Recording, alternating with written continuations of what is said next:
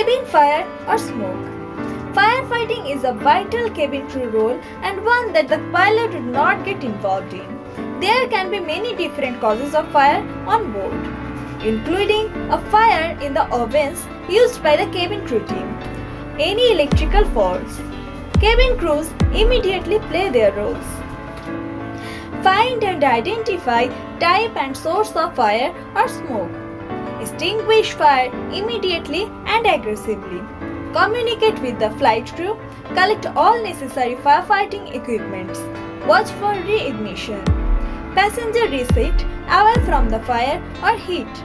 Instruct to protect nose and mouth with tissues.